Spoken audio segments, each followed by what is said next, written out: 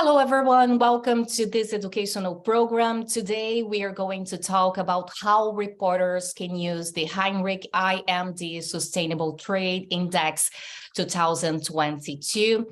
I am Patricia Vasconcelos, U.S. correspondent in the United States for SBT Brazilian TV Network, a board member of the Association of Foreign Press Correspondents Association.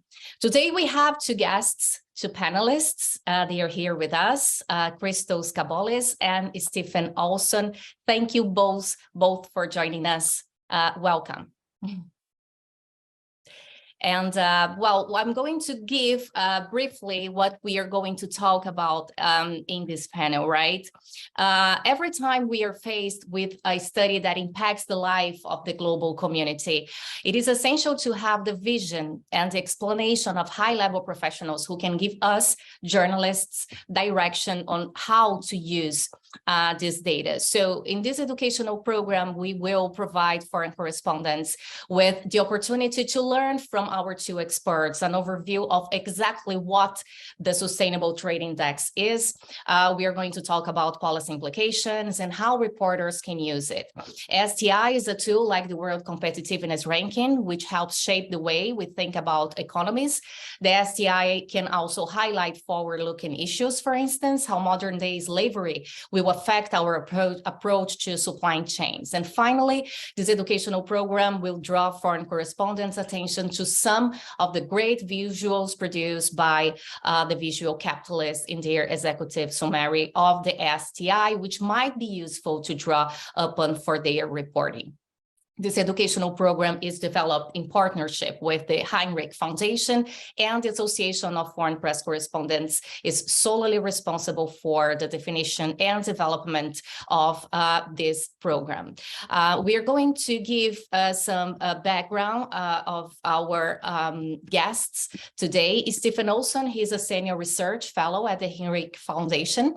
Over the course of his more than 30-year international career, Olson has lived and worked in Asia, the Middle East, and also United States, holding senior executive positions in the private sector, international organizations, government, and academia.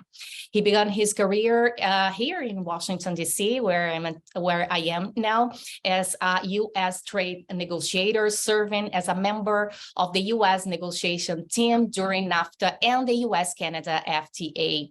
He went on to serve as president on the Pacific Basin Economic Council in Hong Kong. He also became the vice chairman at the Cairo-based RTOC Group for Investment and Development. He has also held visiting professor positions at various universities. In his current position at Hinrich Foundation, Mr. Olson conducts analysis and research on global trade and investment issues, including U.S.-China relations, the global trade architecture, and sustainable trade. Also here with us today, we have Dr. Christos Cabolis. He is the chief economist and head of the operations at the IMD World Competitiveness Center, where he manages the 5 annual rankings related to competitiveness of 65 economies around the world and their performance with respect to digital and talent dimensions, Smart City Index, and most recently, the Sustainable Trade Index. He's also an adjunct professor of economics and competitiveness at IMD. Before joining IMD, Christos was an associate professor of economics and finance Alba Graduate Business School at the American College of Greece. He was the executive director of the International Center for Finance at Yale School of Management from 2002 to 2004, where he is now research fellow. From 1997 to 2002, he was lecturer of economics at Yale University, where he also served as dean of Jonathan Edwards College. Christos has also taught at the University of California at Santa Barbara and the University of North Carolina, Kenan Flagler Business School.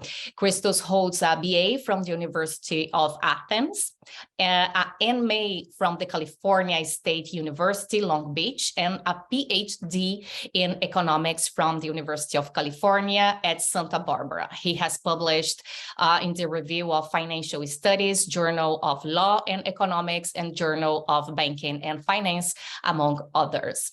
Christos is also the recipient of the inaugural Jaime Fernandez de Araoz Award in Corporate Finance.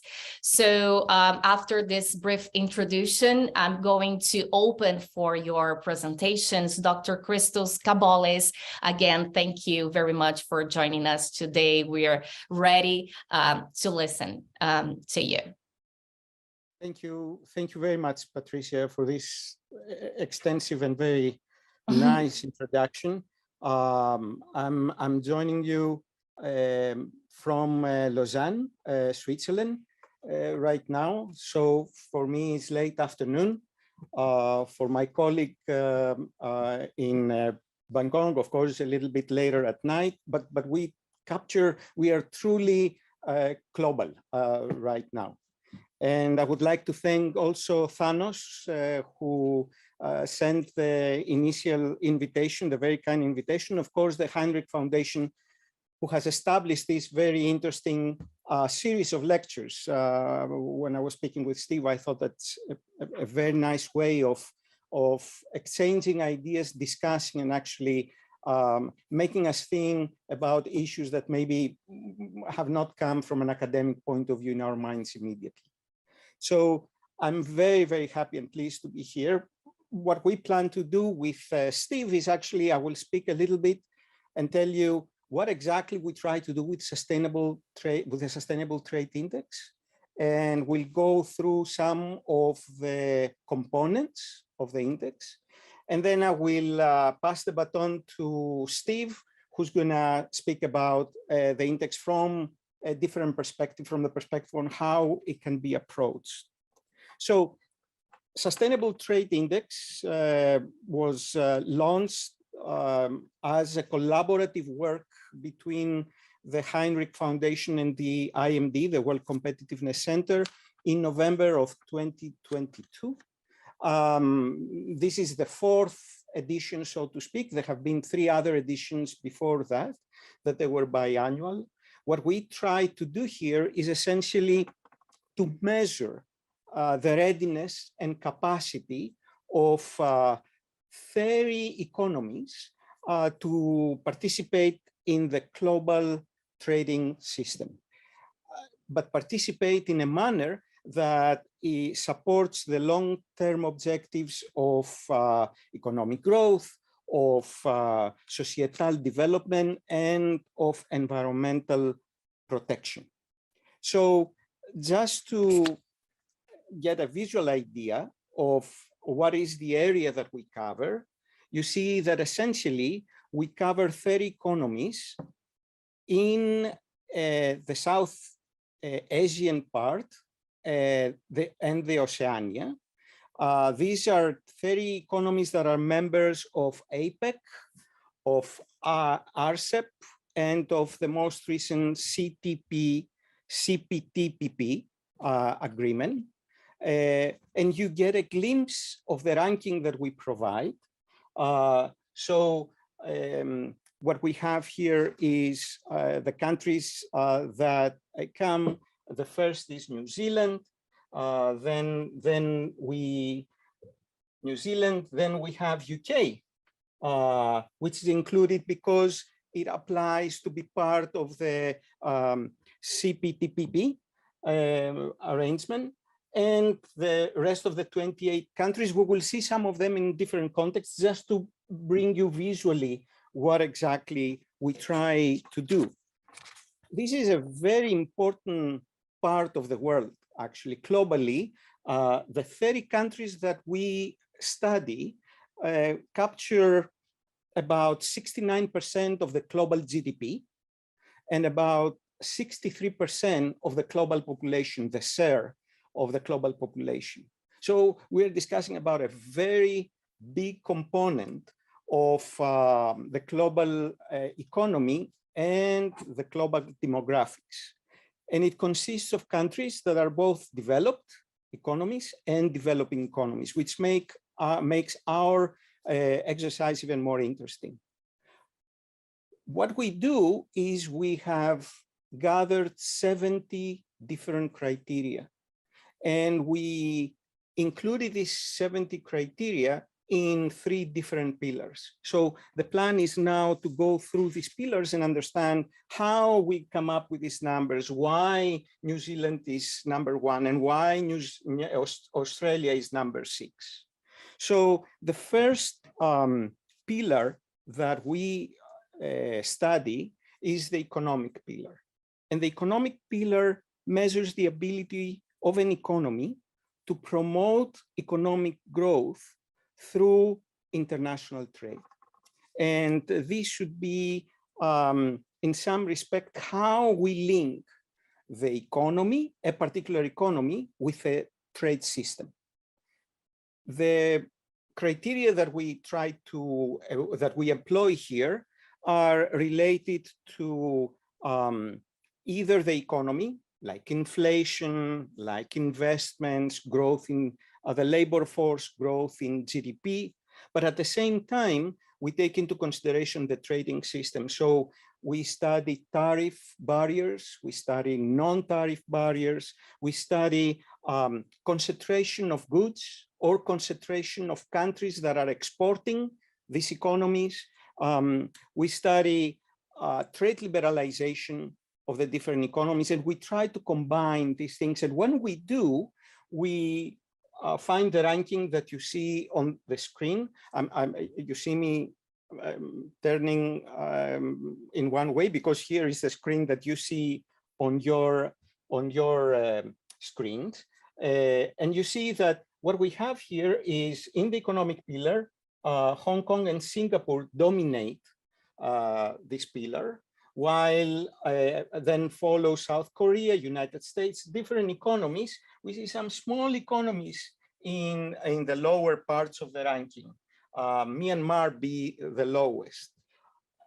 From that, at least at this point of our discussion, what I would suggest we have in mind is what makes these countries stand out.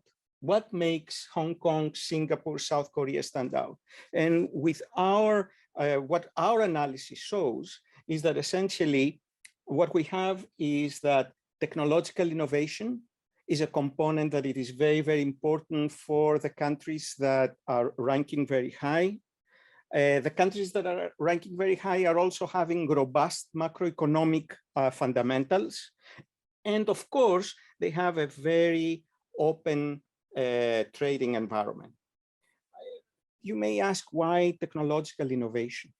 And the reason for that is because technological innovation is the basis for high value exports. So in order to produce the high value products, we need the technological innovations. And in some ways, economies that move from being the low cost providers and moving forward to a more advanced and complicated economies need the backup of the technological innovation. So this is what we get from the economic pillar. And the second pillar that we study is the societal pillar. So the societal pillar captures the social factors that contribute to an economy's capacity to trade over the long period of time. And in trading over the long period of time, essentially, we try to capture 2 things. We try to capture the development of human capital, which is a very, very important component. And also we try to capture whether the public supports the trade. We are going through a period of time where we see that there is a lot of reaction. We are speaking about the perils of globalization. We see different political entities trying to take a distance from from this process of integration through trade, among other things. What we like is to capture that. How do we do that? Well, with respect to the development of human capital, we measure things like educational attainment. We measure things like good health. This is life expectancy at birth, labor standards. With respect to public support of trade, we measure things like income inequality or political stability. It's a component that we are very, very proud that we managed to include, the presence of modern slavery and how much modern slavery is included in the goods traded. In this pillar, the countries that dominate are two small economies, small with respect to population, New Zealand, Canada, and then Australia, UK. And as we go down, we see again countries that essentially are like Myanmar, India, and Pakistan have the three last positions. What are the areas where the countries that perform very well actually have in common? And if we think about that, we see that these countries have a very good health infrastructure. It is an educated population. There is social mobility. And of course, these governments manage to address the issues of related to modern slavery, child labor, forced labor, human trafficking. And we move in the third pillar. The third pillar is the environmental pillar.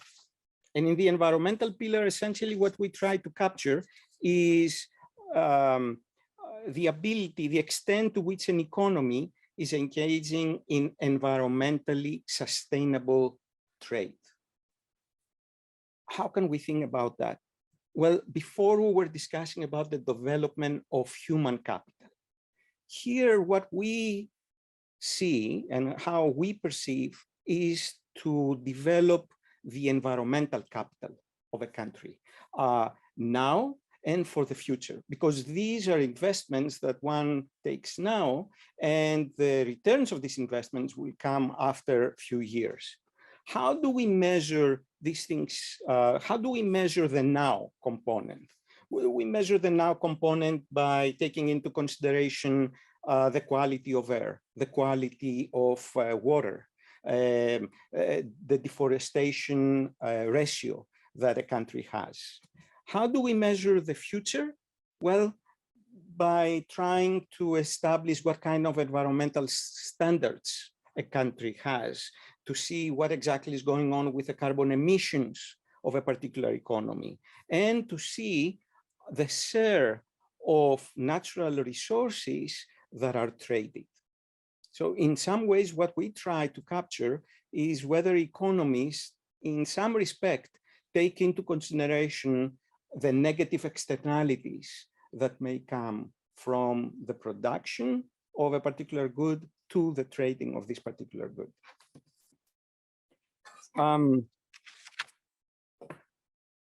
The whole ranking, and I'm just placing this to see. I show you something in the very, very beginning. Essentially, it is what we find, and I put that here just to take a look before I pass the microphone to my colleague Steve. Thank you very, very much for the moment, and I'm looking forward to hear Steve and hear your questions. Thanks. Thank you very much, Dr. Christos Cabolis. We are going to analyze more all graphics that you just showed to us. Stephen Olson, welcome, and we are glad to hear you.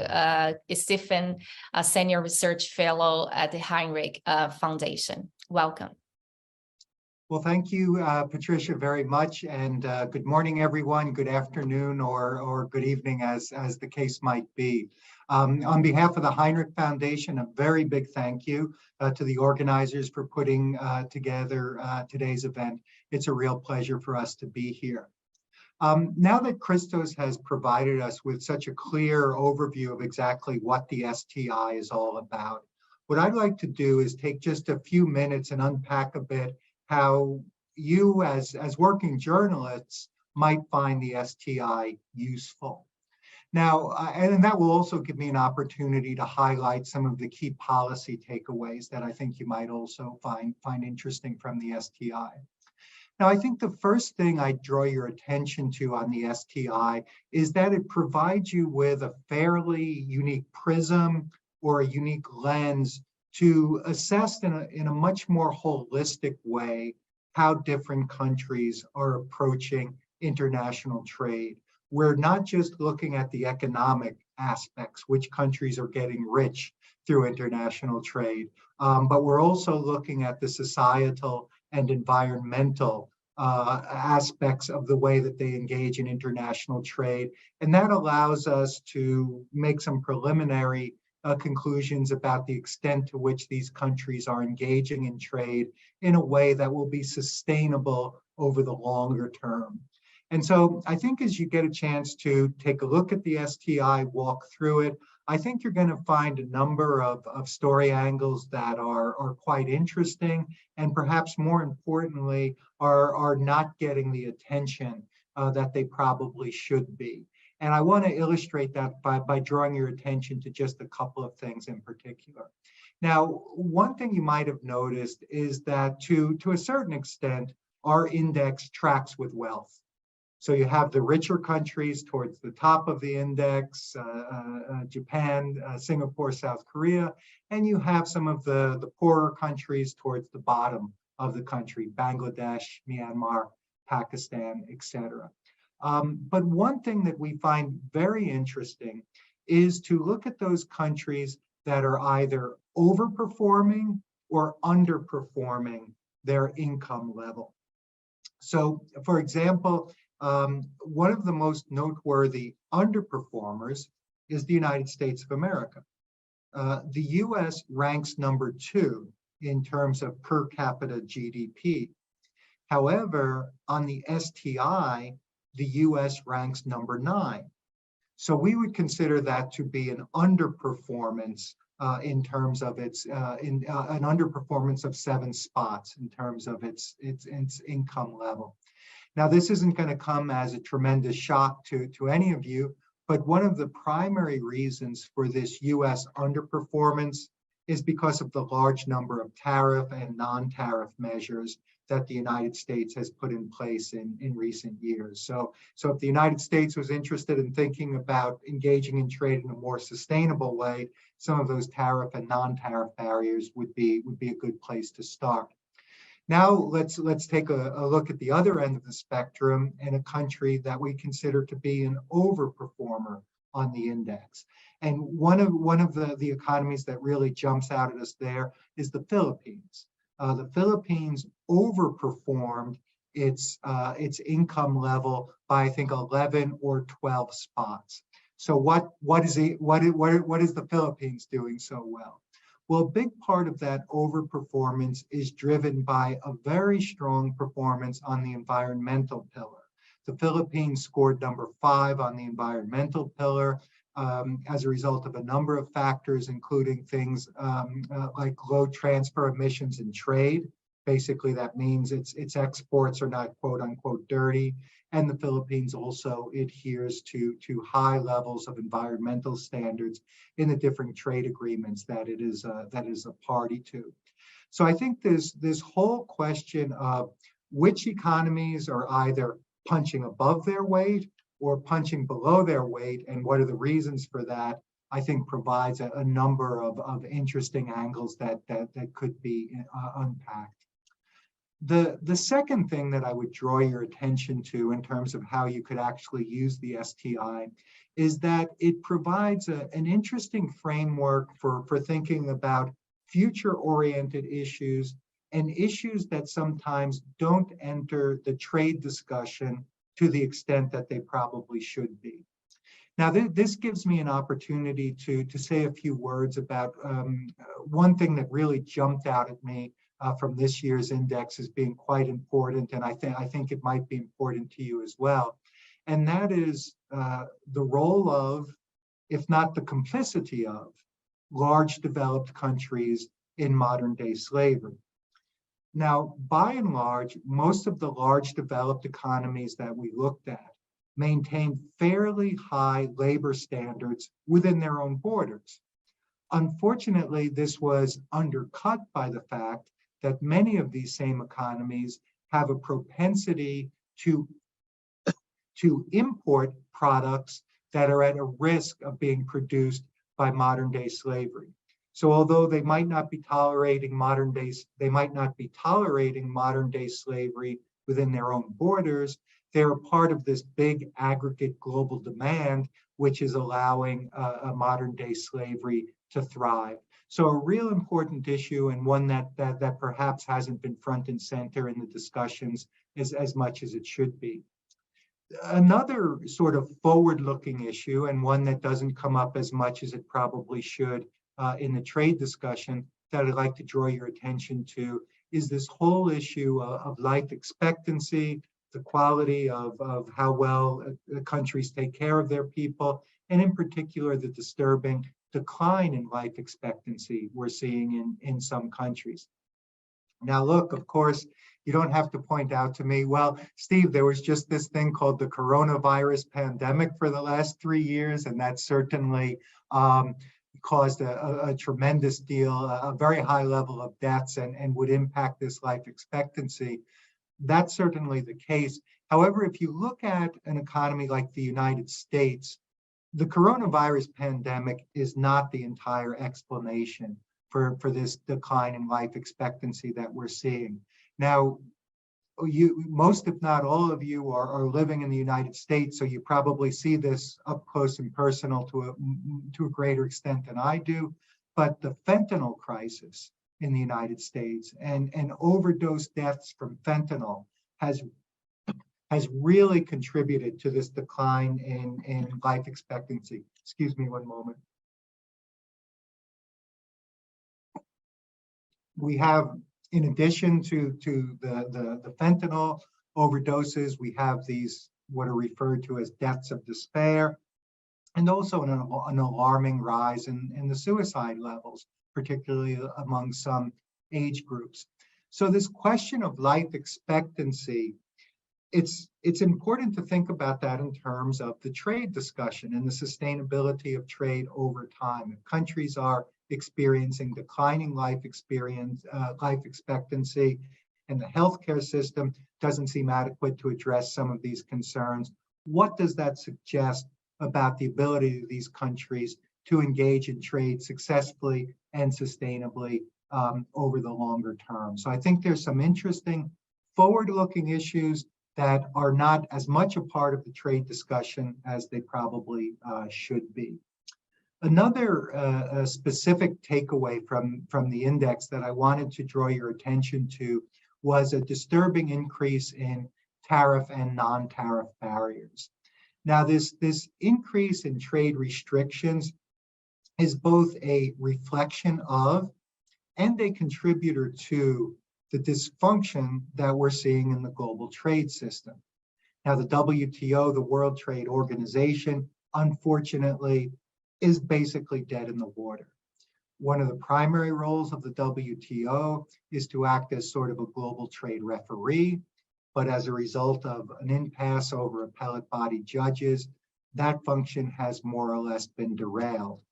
Now, I would hasten to add, however, though, that even if we could wave a magic wand, and even if we could resolve the impasse over the judges and restore the dispute settlement function tomorrow, in my personal judgment, I still don't think that the WTO could act as an effective global trade referee, because the global trade rule book it is trying to enforce is really hopelessly out of date. And the ability of the WTO to negotiate new trade rules, up-to-date trade rules, or to negotiate more trade opening agreements, again, has almost been entirely derailed by the divisiveness, by the factions within the WTO membership, which makes it impossible seemingly at least, to agree on anything of consequence. As a reminder, the WTO acts on the basis of consensus for all major decisions. So with the WTO and with it global trade governance really struggling, we're faced with the prospects that we might be tending back into the direction of much more of a law of the jungle approach to international trade.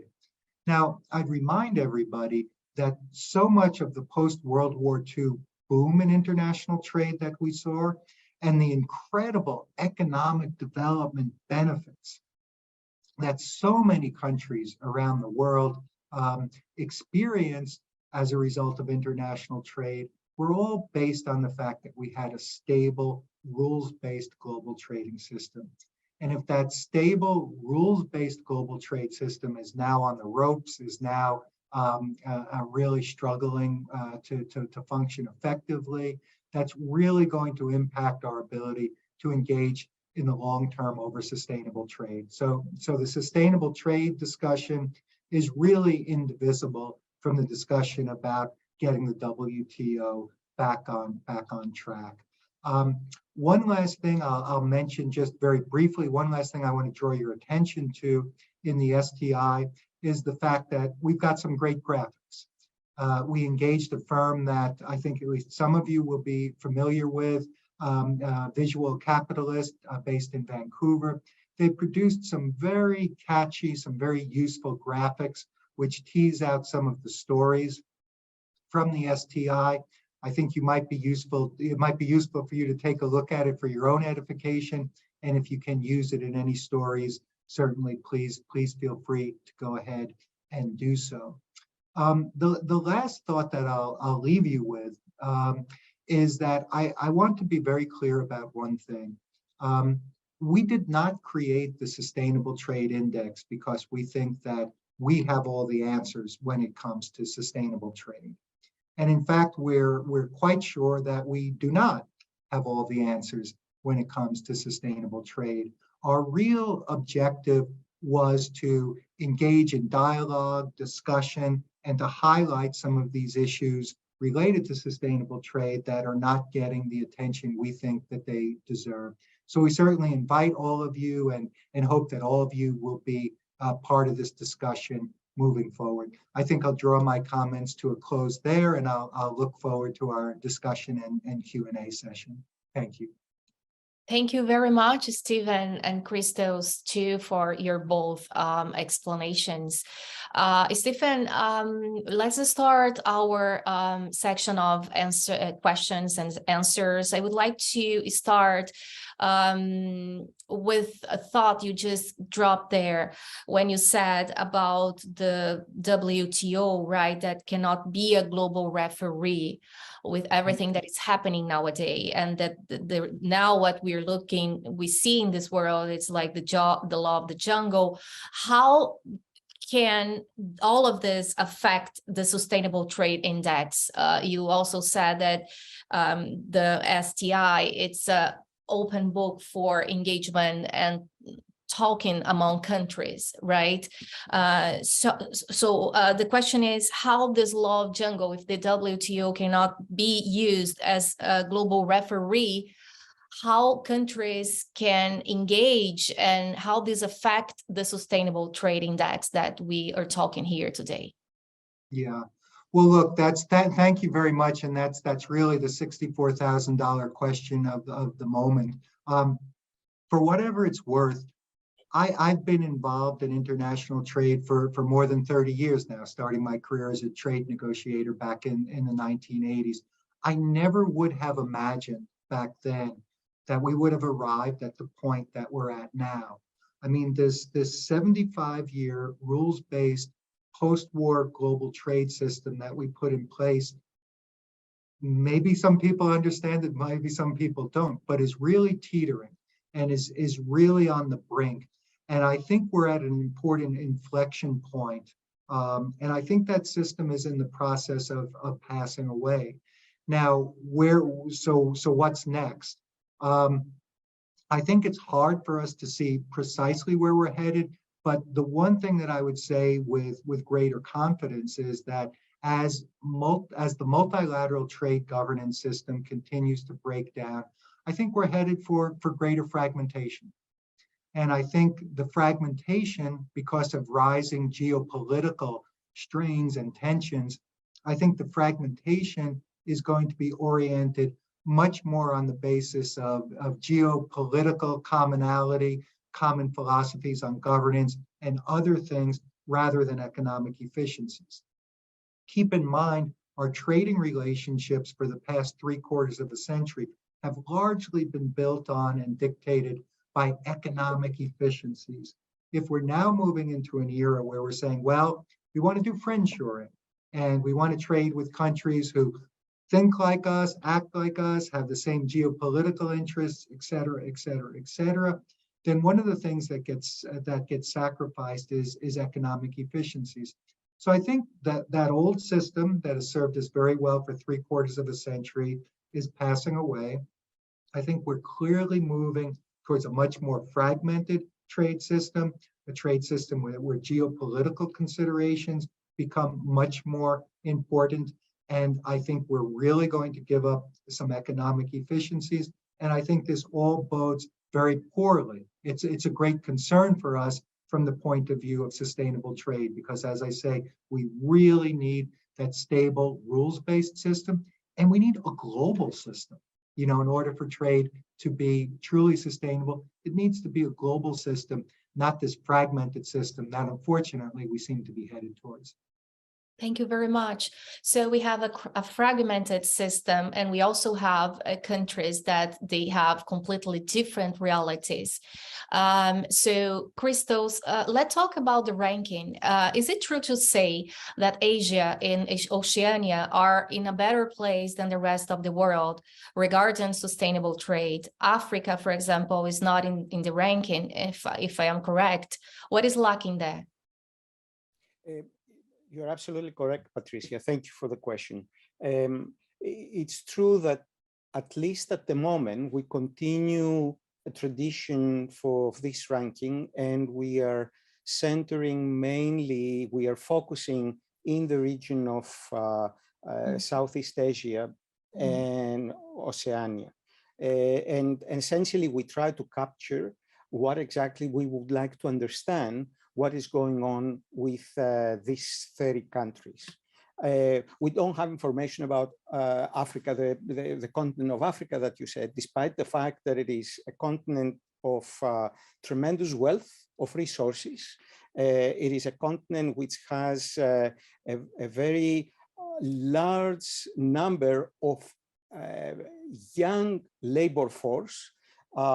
It will be the one who will provide essentially the needed spark and enthusiasm in the labor force in all the other continents. And there are the problems that we were saying before about political stability, about whether, you know, we see residents of a country to feel a little bit uneasy with quote unquote globalization and so on and so forth. Nevertheless, Africa holds this particular very important assets. I don't necessarily feel that they are very much behind. I think over there, a very important point that needs to be brought is how they will be able to contribute in the easing of climate damage, but at the same time, not be called to undertake a huge amount of cost for something that they were not at all involved in producing it.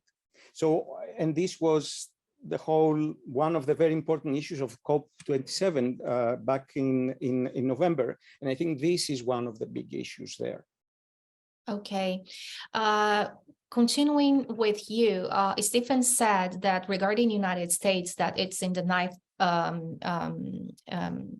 position in this ranking, that one of the reasons for the underperformance is the number of tariffs. Could you explain for us, foreign journalists, better in a practical way, why and how this amount of tariffs impact the development of the United States regarding trade? Of course. Essentially, taking from what Steve was saying before about the whole trading system, the global trading system, we saw that after the fall of the Soviet Union, there was a tremendous increase of openness. We as a global community, we became more prone to integrate both with respect to the move of goods and services, with respect of the move of people, but very, very importantly, with respect of the moving of capital. And this created an unbelievable generation of wealth. And in fact, this was what was a driving force behind the move of a very big part of population above the poverty line. Take China, for instance. In order to do that, a major component was the trade. And it managed to do that because there were less and less tariffs, that is, less and less barriers for goods to move around, goods and services. Of course, as we know, history moves in waves, and therefore there is some reconsideration. There are some issues that came up from this tremendous openness. One important fact that comes in mind is this unequal distribution of all the wealth that was generated. And of course, the efficiency that Steve very correctly was speaking before led in different countries, United States, to lose a number of labor positions, which were moved in places that, at least at the time, could produce the same things in the same quality much cheaper. So this is the economic efficiency that was there. At a particular point, we see a change in the mind of people. They start reconsidering these issues. And the outcome of this reconsideration was essentially the beginning of the trade war between China and United States. And in that particular point, there was the introduction of all the additional tariffs in the American economy, which in essence was trying to do two things. The one was to not allow a lot of US income to go abroad. And the other thing was a hope that some of these products, since they're so expensive, can be produced within the American soil. Stephen, yes, I think it's clear. If we continue in this theme, what is the way you believe that for United States to get a better performance in this index? So as Steve said, I think we need to reconsider what exactly is going on with tariffs. Now, this is, of course, easier to say than done, because when we just touch upon one issue, it may seem in the company of the three of us, where we have this very nice discussion, something very easy, but we know for a fact that it is not. And one issue that was introduced in the last few years, and it became the most important issue last year, was the reintroduction, if you want, of the geopolitical risk. One of the reasons why this efficiency, the economic efficiency, was enjoyed was because essentially the geopolitical risk was almost negligible, and therefore the cost for the geopolitical risk was almost equal to zero. And that's why we saw many companies moving at once around the globe. Now, where there is a new reality, which of course, COVID made us take a step back and start reconsidering with all the disruptions in the supply chains, in the international supply chains. And then the war in Ukraine, when Russia actually started the war in Ukraine, which meant that we have very increase in issues related with commodities and energy, make everybody reconsider, every country reconsidering these particular aspects. So when you say, what do we do from now? I think we know the end point. The end point is to make agreements that will be more broader in scope than possibly were before. We have some very good regional such agreements, right? NAFTA is in the United States. The European Union serves something like that. RCEP is in Asia. So we do have this. The issue, I think, and it manifested itself in the most recent Indo-Pacific Economic Framework for Prosperity discussion that started last year between United States and several countries in Southeast Asia, where essentially you see that this is not a trade agreement, of course, in any way, but it's really a discussion, a framework that introduces many of the components that Steve and I were discussing and we try to formulate in the Sustainable Trade Index. It discusses about fair trade, discusses about resilient trade, well, sustainable that is. It discusses about resilient supply chains, anti-corruption, clean energy. And these are components where the countries come and try to see how far they can go. And I think this is probably the way, one path that we can move forward.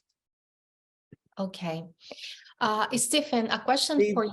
I don't know whether Steve would like to, because when usually we're discussing, he always has for the other person to comment.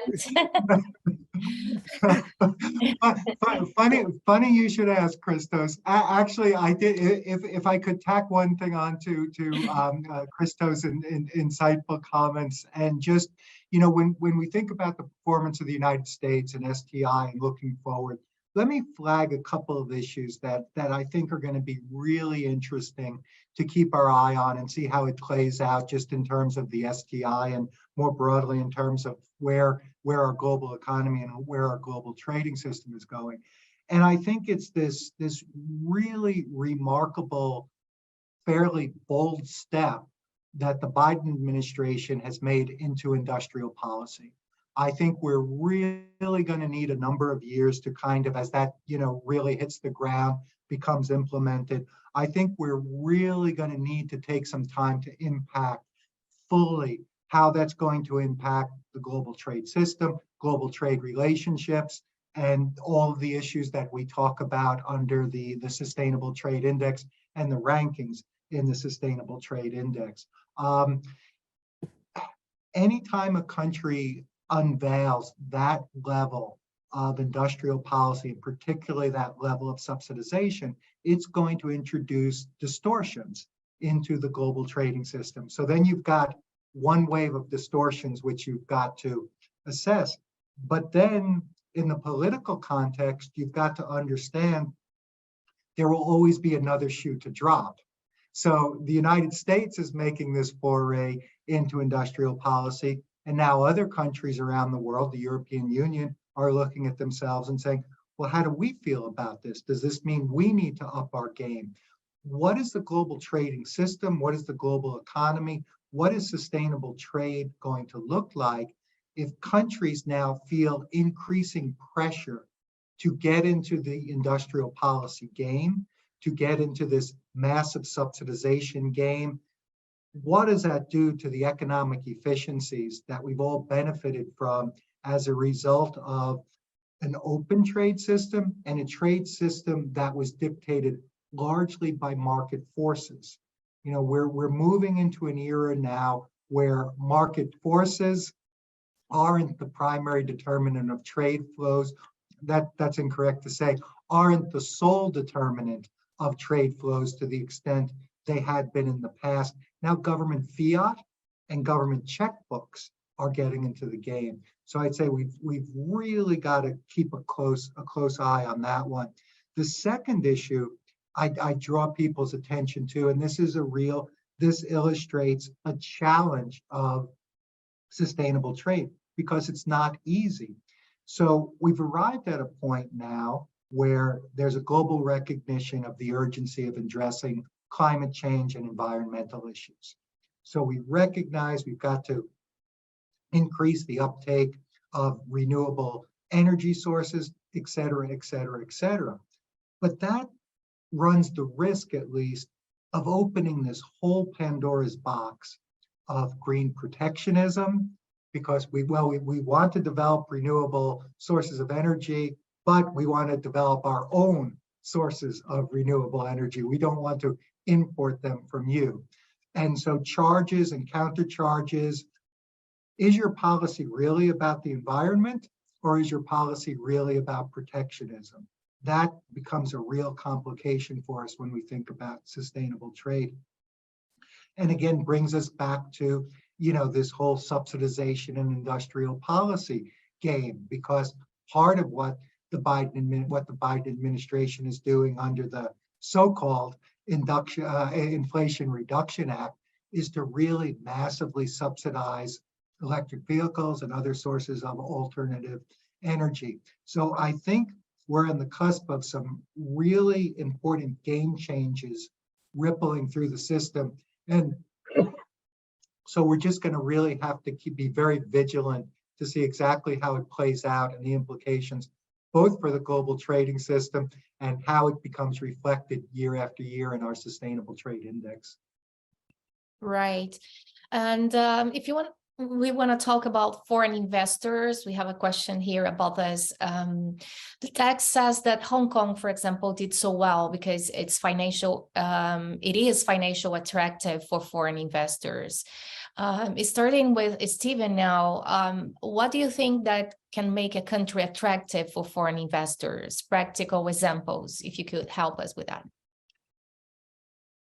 There are a couple of things that seem to cut across the countries or the economies that do well in attracting foreign investment. Certainly, near the top of the list, we've got to put stable rule of law. We've got to put low levels of corruption. We've got to put political stability. If you're concerned about what the status is of the government or things like that, that's not a place where private companies look to put their money. And then, of course, sound economic fundamentals, as well as an openness to trade. These are typically some of the criteria that we see that is common to those countries that seem to do well with FDI. Now, unfortunately, we're seeing a disturbing trend now where more and more countries, for geopolitical or for other reasons, are instituting foreign investment reviews. And so there's more screening there's more screening mechanisms put in place. There's more scrutiny of this investment. So that's going to be an important thing for us to keep our eye on moving forward.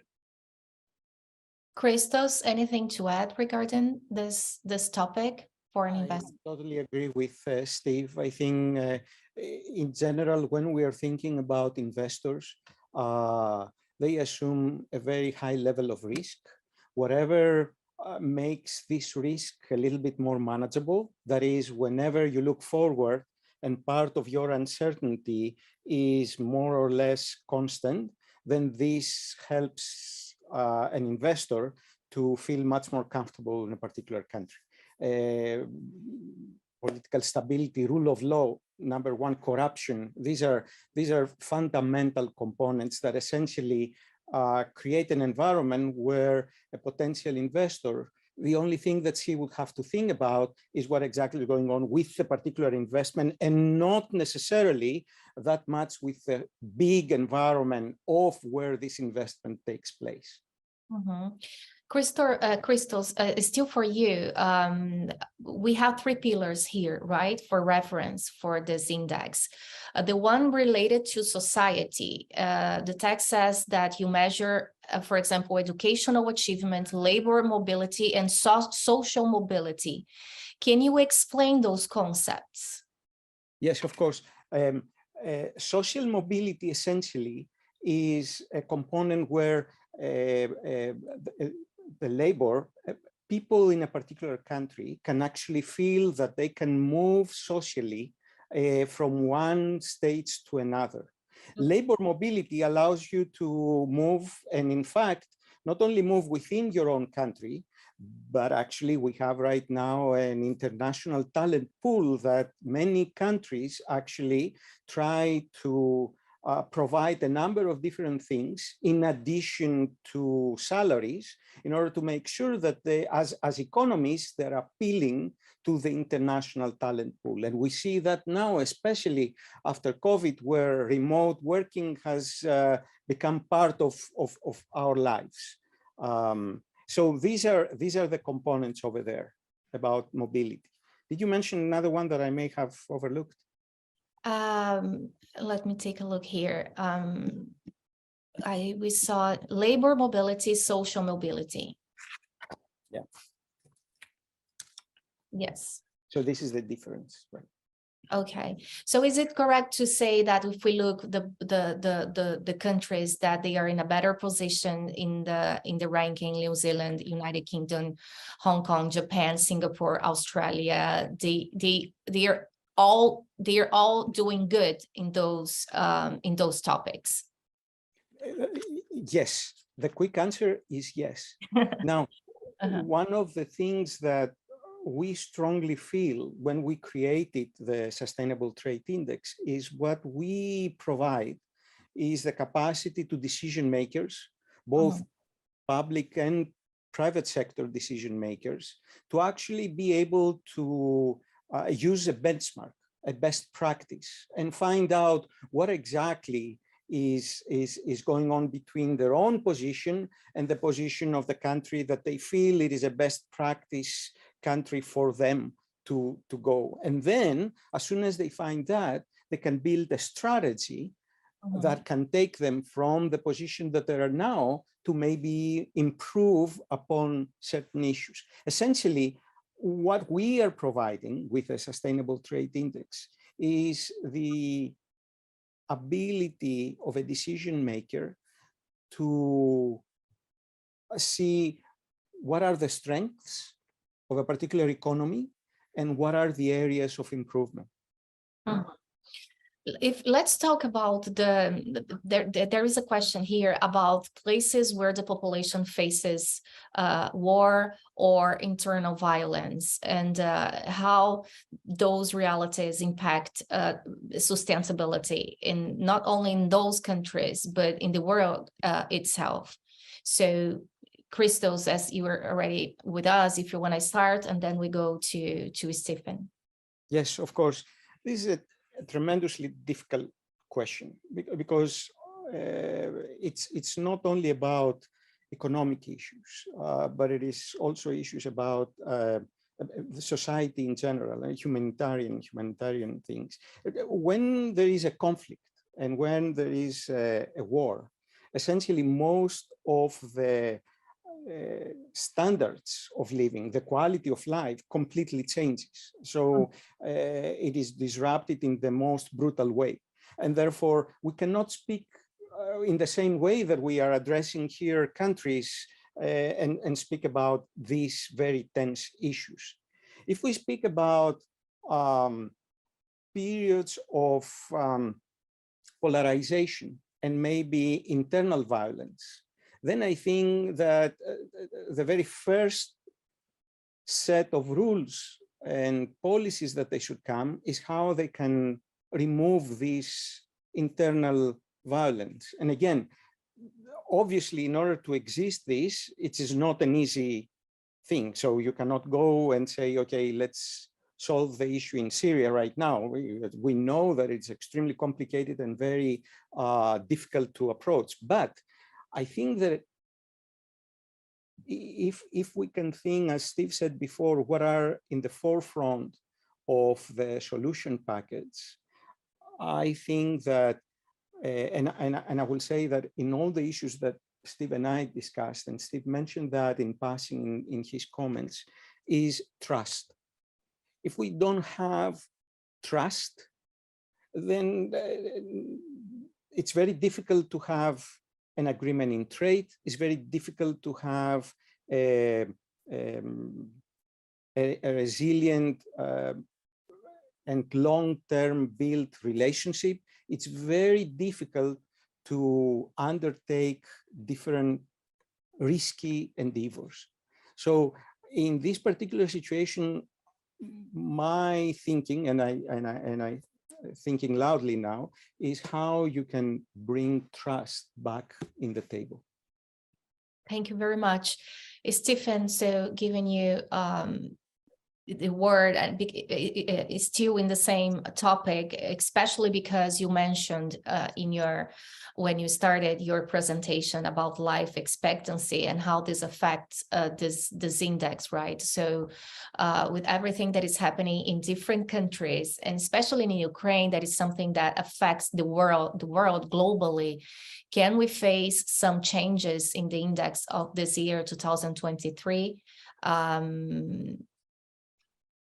Well, yeah, look, I think this issue of warfare is something that is going to ripple throughout our index in a lot of important ways. So just to follow up on a couple of points that Christos made, one of the realities that we're seeing in the current day now is the increasing use of economic warfare to follow actual military warfare.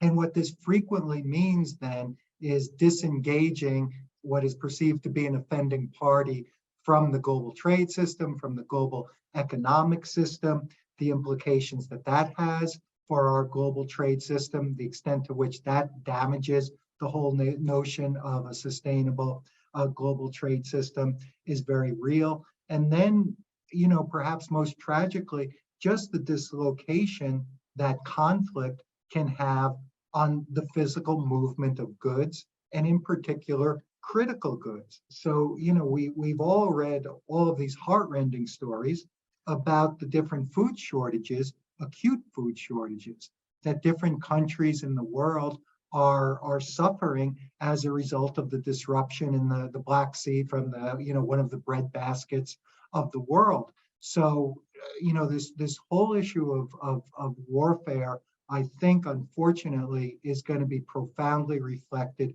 in negative ways in our index, and will really batter the promulgation of a more sustainable global trade system, unfortunately. Mm-hmm.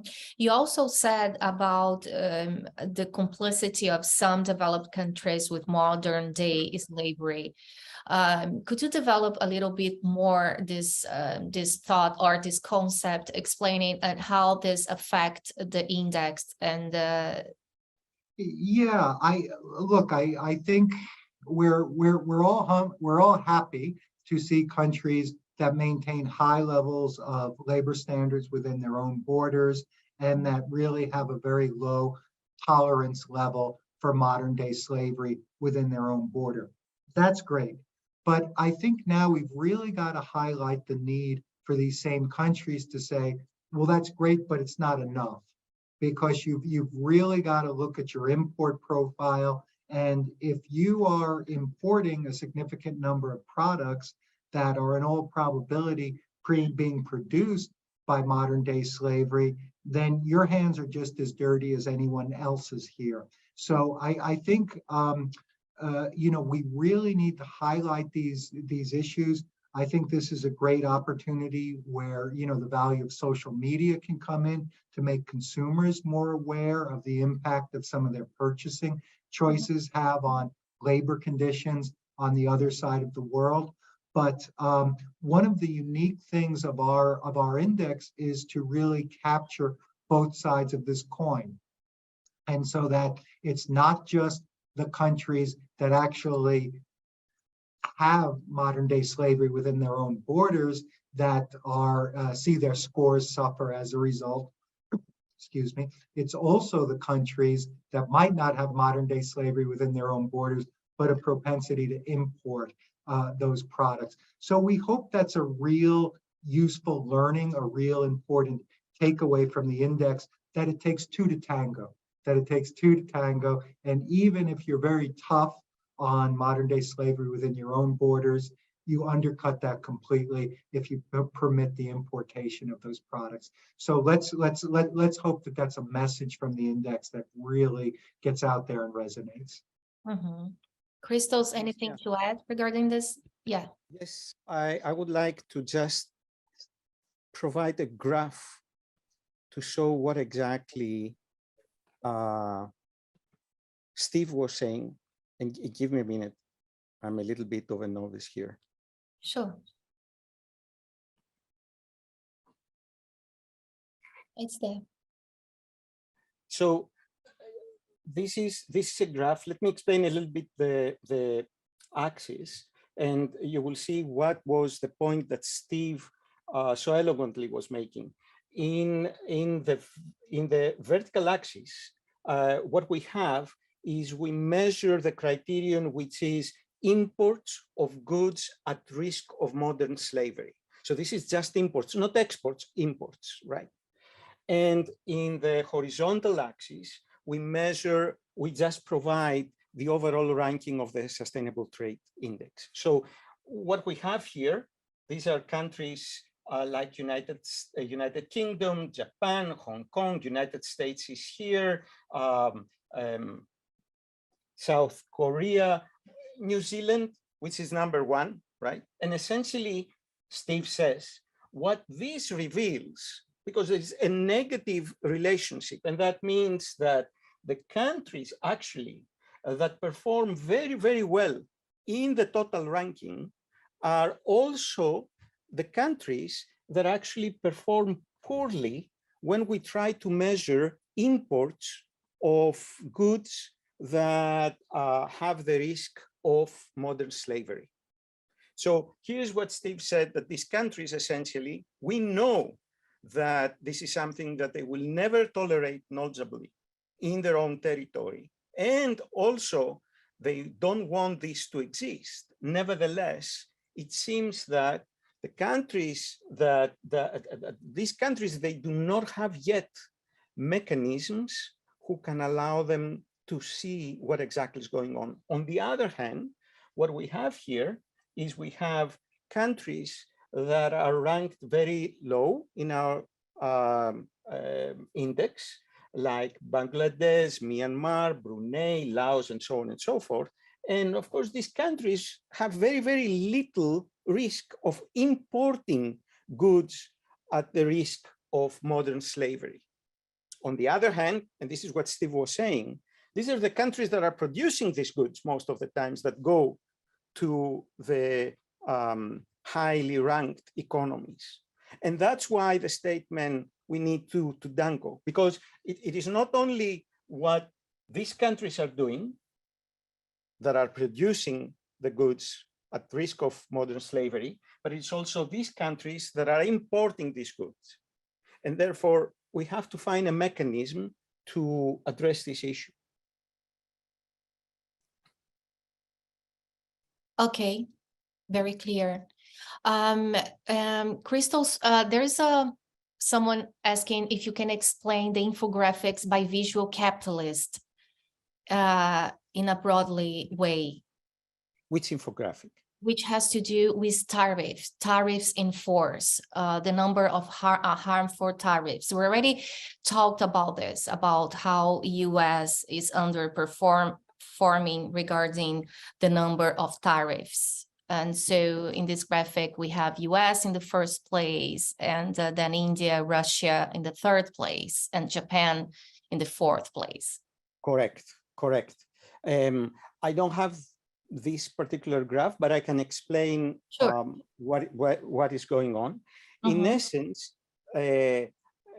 when we see introduction of tariffs, essentially what is going on is that the imports and the exports, the prices of the importing goods and the exporting goods are not actually the ones that are provided by the market, but they are disturbed by the tariff, the additional tax that it is levied, which means that the price of that the consumers are facing of a good that it is under tariff is much higher than before, and therefore there will be fewer people who will buy that, and the country will make fewer imports. The same is true for the exporting country, because now that the exporting country that is facing the tariff, obviously they're not going to be able to charge the price that incorporates the tariff as well. And therefore what we see is we see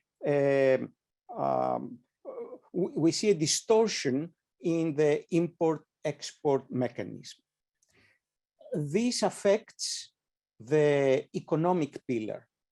Why? Because essentially what we try to measure the tendency of how an economy flourishes, prospects, develops, especially through trade. So if the trade is affected, of course, the economic growth is going to be affected as well. Perfect. Does it make sense? Yes, completely. Thank you very much. Stephen, do you want to add anything regarding? Okay, we are going to 1 hour and 10 minutes of our educational program, so we are walking towards the conclusion. We have here journalists, a lot of information, very helpful to help us in our profession.